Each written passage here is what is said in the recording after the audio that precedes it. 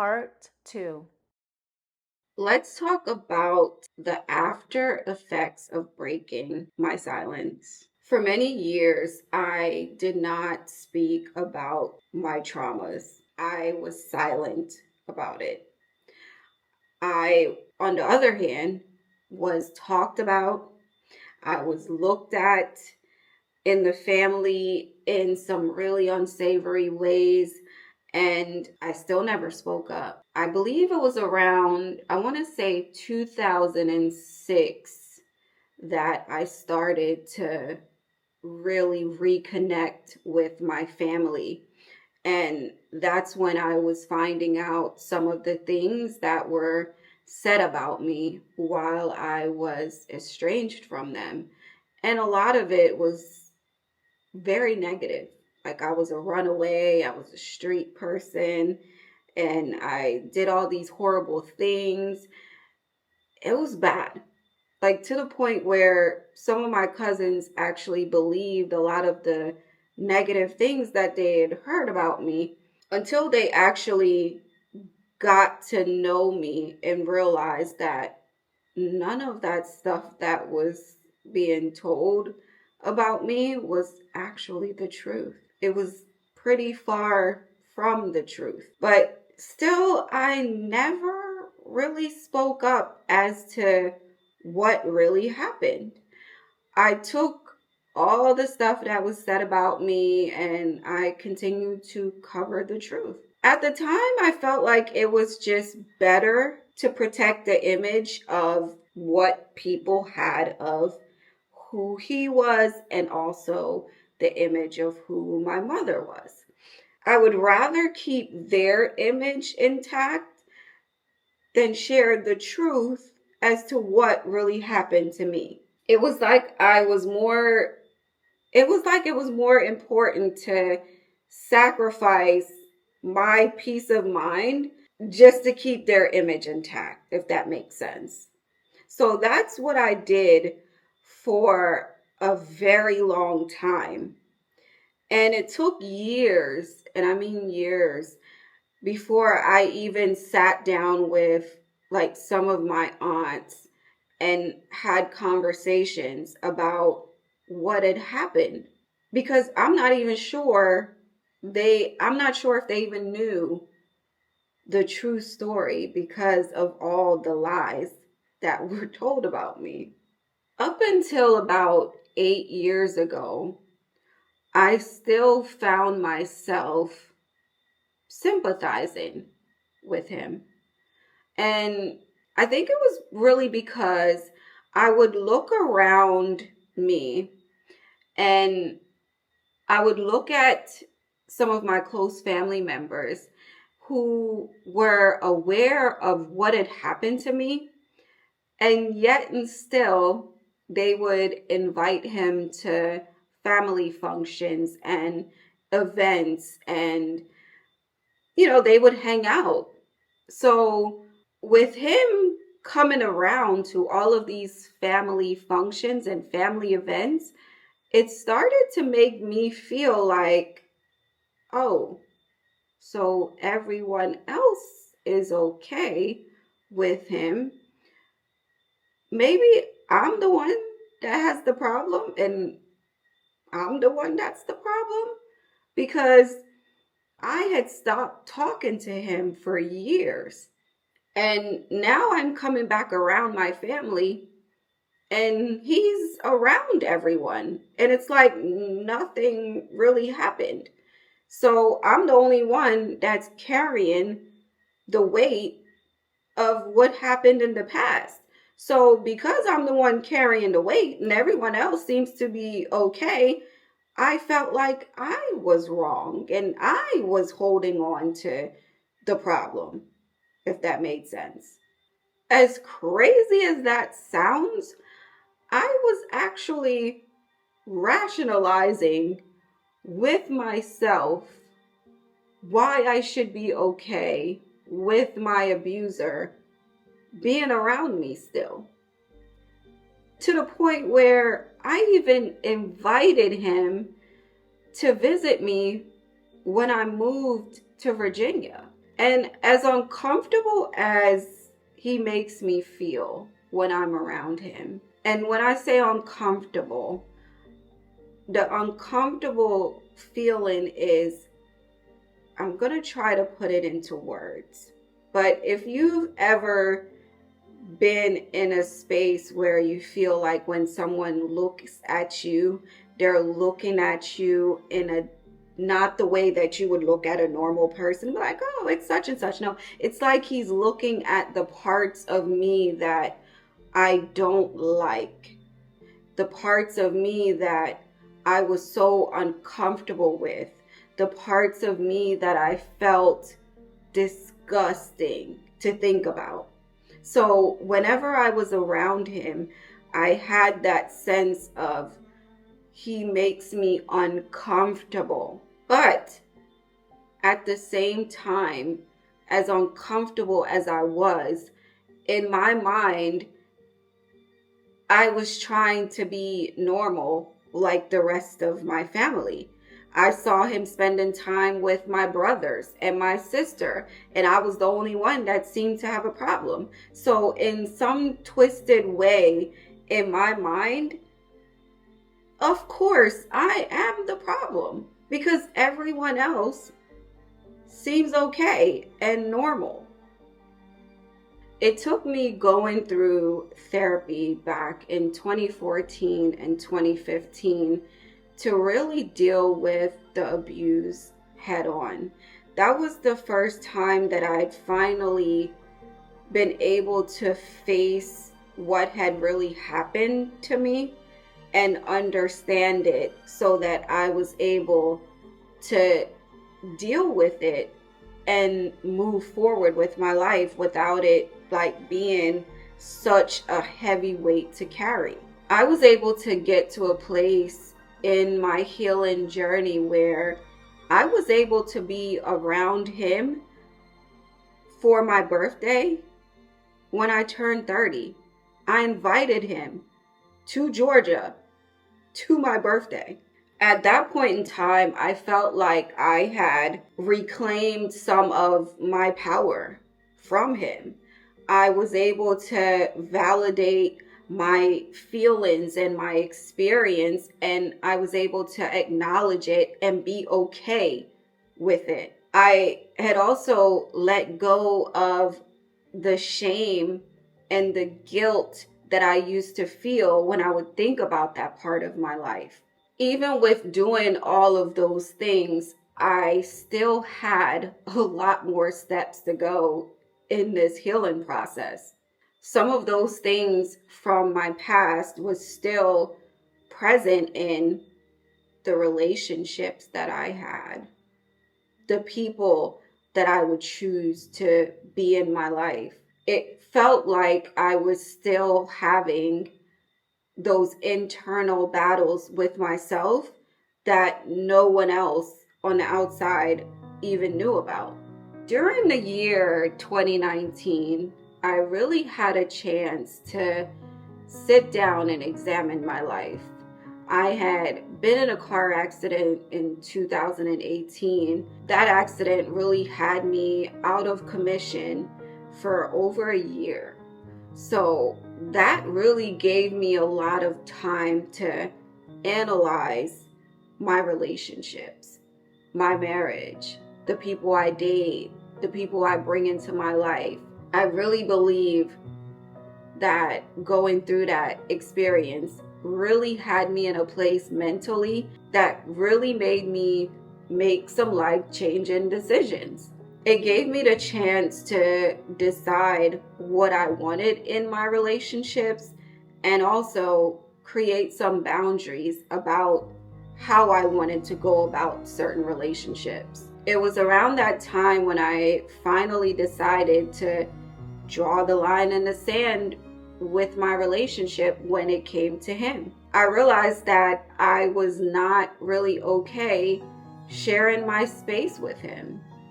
As much as I pretended or as much as I accommodated just to feel like I was okay and I was being like everyone else, I knew that that's not what I wanted.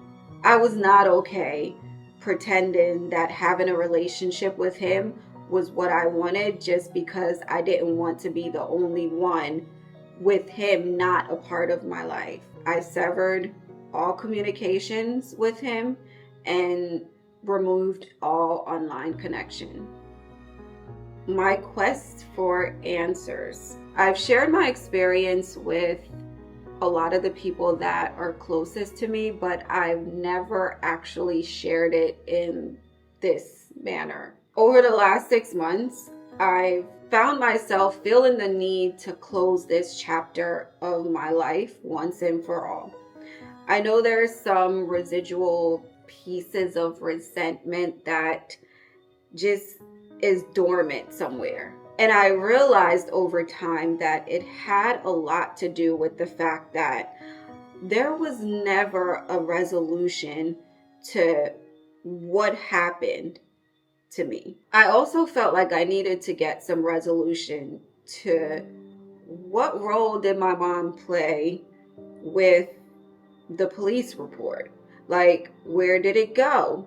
Why did everything just all of a sudden stop? I feel like I can't truly get the full picture without connecting some of these dots. At one of my therapy sessions, I mentioned to my therapist that I feel like I want to get a copy of the police report. I feel like I need to see what was said, what happened.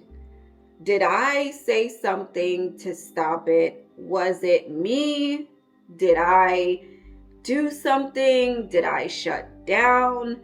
Did my mom say something? Did the police say something? Like, I wanted to understand what happened to shut all of it down. I feel like in order to get closure, I need to know what happened. That got me to start digging. So the first thing I did was I reached out to the police department. All right, y'all, I had to take a little bit of a break and I'm back. And I do want to preface this by saying, because I know in the last segment I was a bit emotional, and that's to be expected when you are having to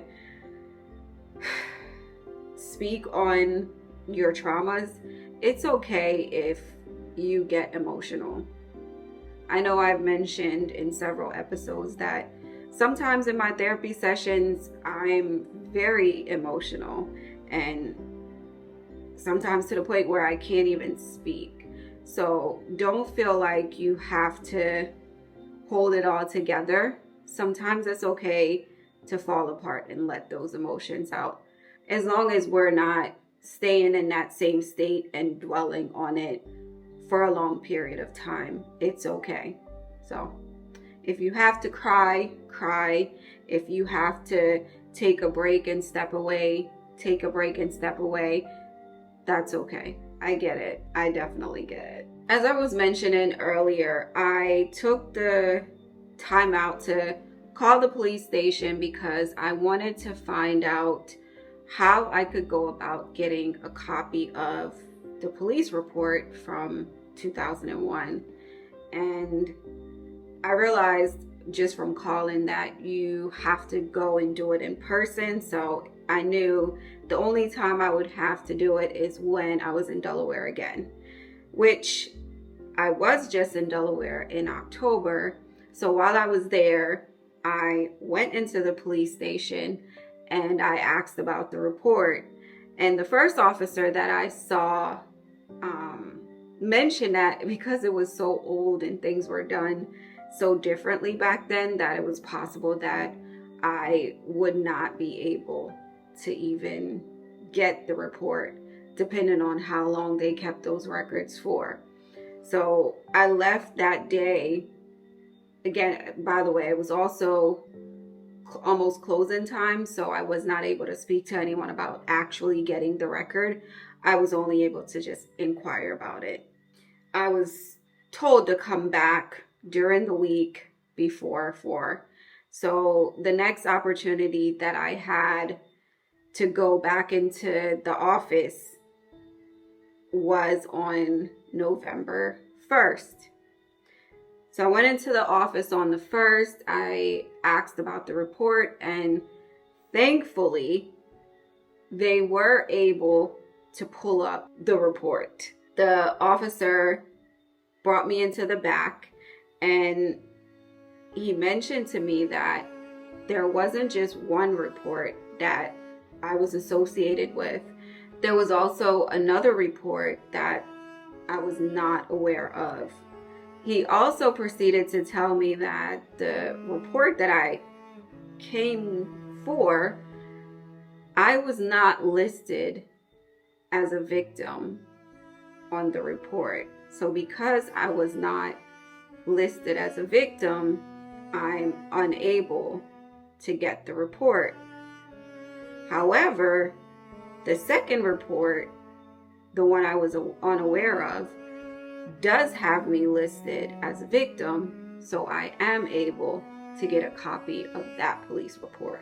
That definitely threw me for a loop, mainly because here I was, 16 years old, spilling my guts to these people about what had happened to me, only to find out that I'm not even listed as a victim in the report, or I was listed as a victim, but I was changed to a person of contact. So of course I inquired, like, well, what does that mean? And how does that even happen? Because obviously I was the victim. Like, who changed this? Who decided that I was no longer a victim? How did that happen? So I have more questions now than I do answers. He did give me some steps that I can take in order to get the report. It's been about 3 weeks since I found out about both of these reports, and I want to talk a little bit about the second report that I found out about that I had no knowledge of. And I know sometimes when we dig, we end up finding out things that we didn't intend to find out. So this was one of those instances where I was digging for information and I got information. Not the information I went digging for, but I definitely got some information. And this information turned out to be something that I was not expecting. So the second police report is a report that was filed back in October of 2001 for threats against me. I was listed as victim number 2, so I can only assume that someone else is victim number 1. I don't want to assume who that was, but I'm sure I could figure that out. Either way, the fact that there was threats against causing harm, bodily harm to me, was pretty devastating. I'm not sure why it really triggered something inside of me where I felt like not only did this person harm me emotionally, mentally, physically, but they also had the audacity to threaten me. Of course, I didn't know about the threats at that time. I'm not sure why my mother kept that information from me, because if someone is making threats against my life, I do think that that's something that I should know. Whether it's just them saying they're going to hurt me or not. Like, I don't know how severe these threats were. I don't know. I don't know what was said. I'm just going off of what the report says. And the fact that this person found it in himself to make threats against me is even crazier than I can even process. I believe there are things that I would have done differently had I known that this person had made any sort of threats against me in any way. I'm sure there are decisions that I would have made based on that piece of information. Would our relationship had been different all these years?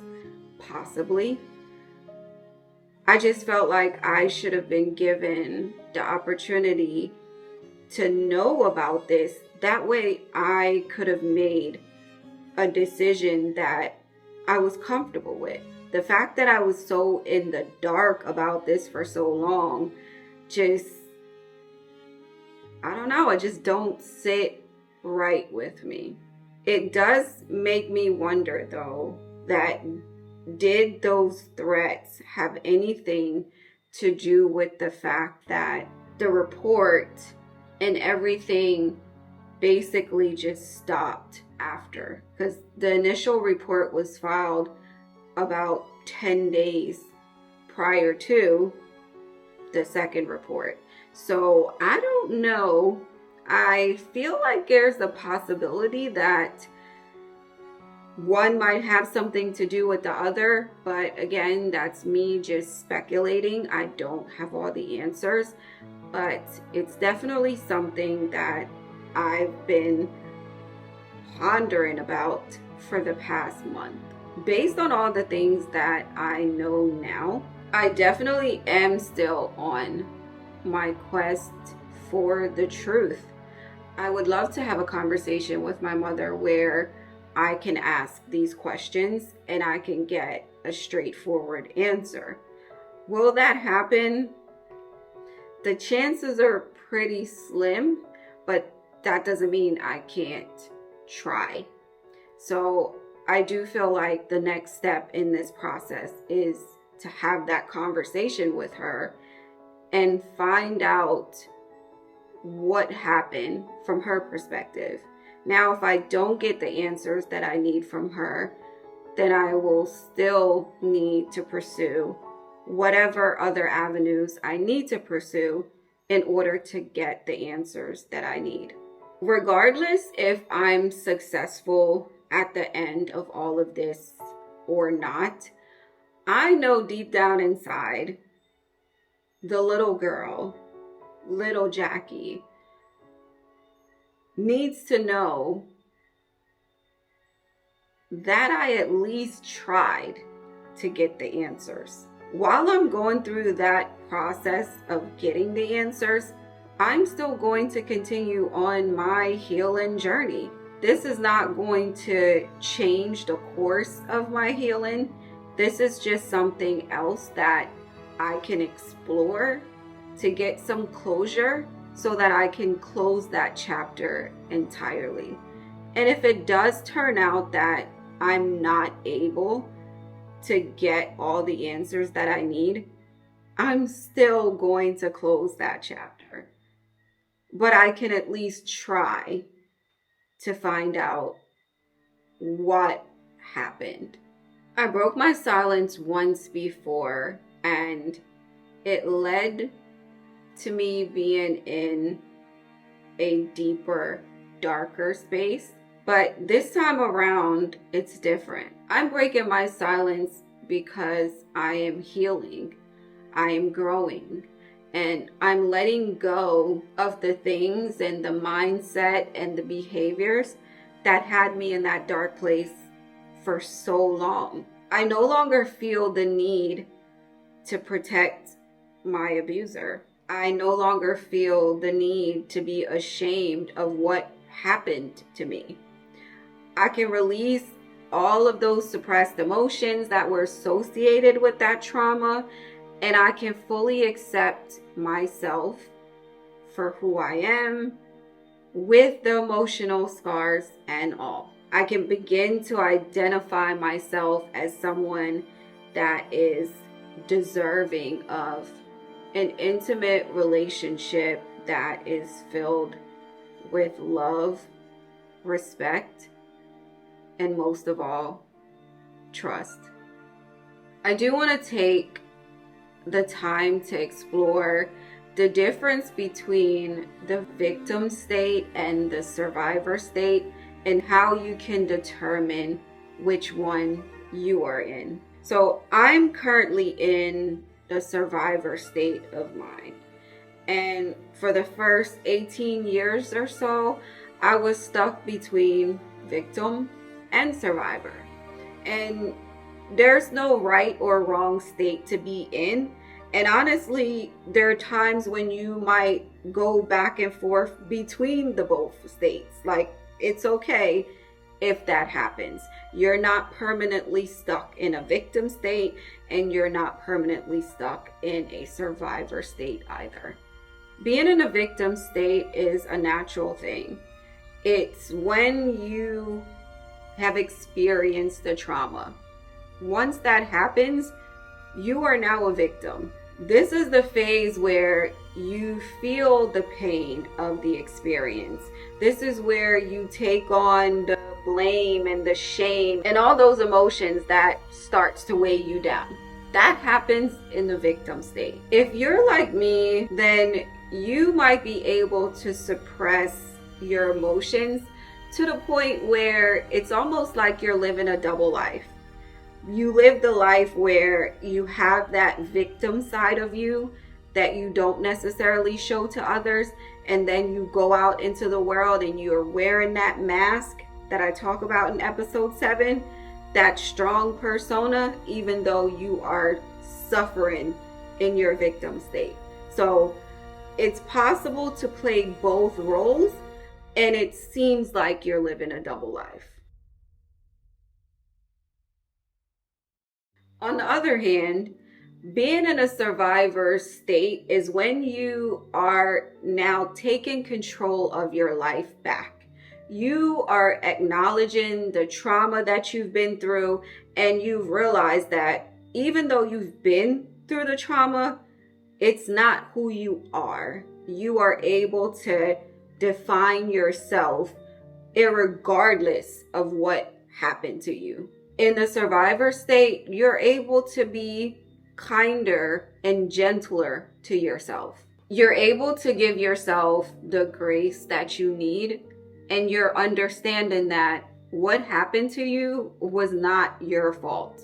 In this state, you tend to be more in control of your emotions, and you're able to express them in a much more constructive way. You are also able to trust others and realize that everyone is not out to hurt you. At that point in time, you are able to take on your healing journey. You're able to move forward, and you are in control of your healing process.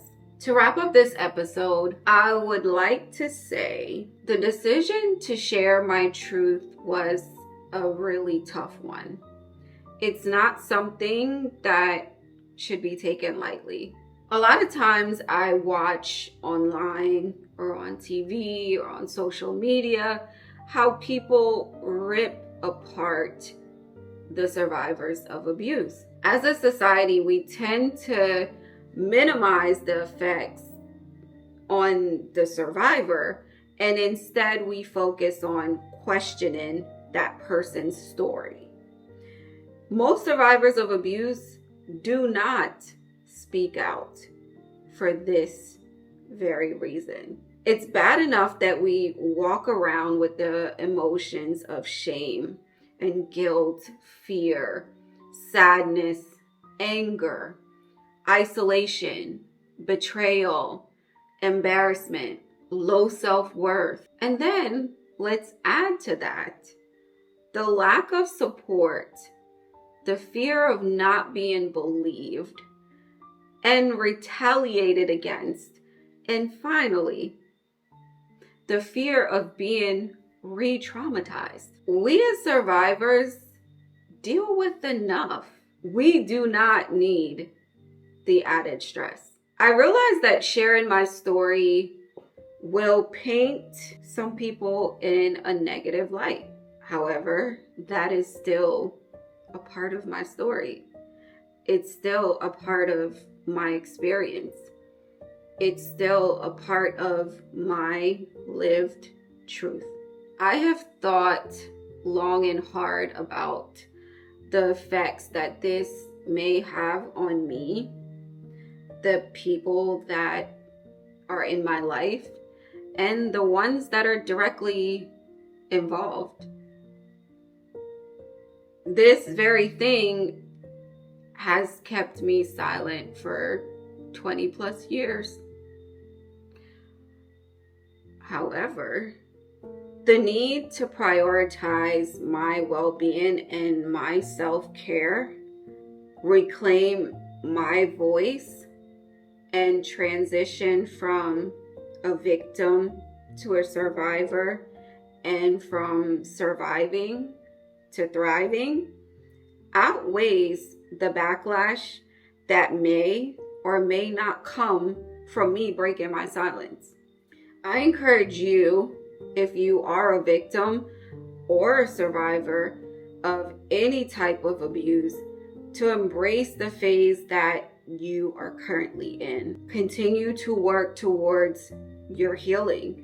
It's not a quick fix, but with time and work, growth and healing does come. As I say with most things in my life, it's not a destination that you get to and you're just good to go once you get there. It's a journey.